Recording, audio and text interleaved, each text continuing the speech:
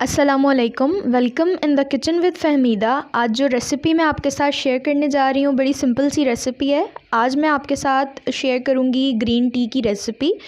तो स्टार्ट करते हैं अपनी रेसिपी, लेकिन स्टार्ट करने से पहले अगर अभी तक आपने हमारा चैनल सब्सक्राइब नहीं किया तो पहले हमारा चैनल सब्सक्राइब करें और पास दिए हुए बेल आइकन को भी प्रेस कर दें ताकि हमारी हर नई वीडियो की नोटिफिकेशन आप तक पहुंच सके और आप देख सकें कि कितनी यूनिक रेसिपीज़ हम अपने चैनल पे अपलोड कर रहे हैं।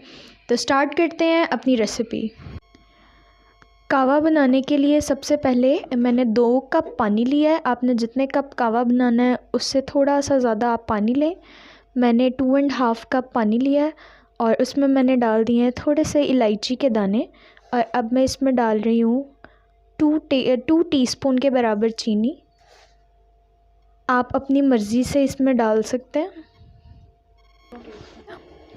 पानी बॉयल होने लग गया है और अब मैं इसमें डाल दूंगी ग्रीन टी के लीव्स। आप ये देख सकते हैं मैंने इतने से लीव्स लिए हैं और वो मैं इसमें डाल दूंगी। ग्रीन टी के लीव्स जो हैं वो आपको किसी भी स्टोर से इजीली अवेलेबल हैं।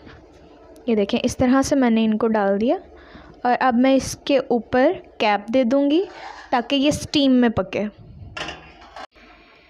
2 मिनट इसको मैंने दम पे रखा है और ये देखें इसका कलर कितना खूबसूरत और लाइट सा बिल्कुल इसका कलर आ गया। अब हम इसको कप्स में स्टेन कर लेंगे।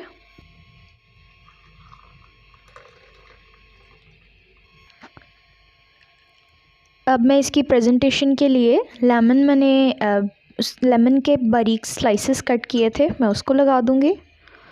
और अब इसमें हम फाइनल टच के लिए डालेंगे 1 टीस्पून लेमन जूस।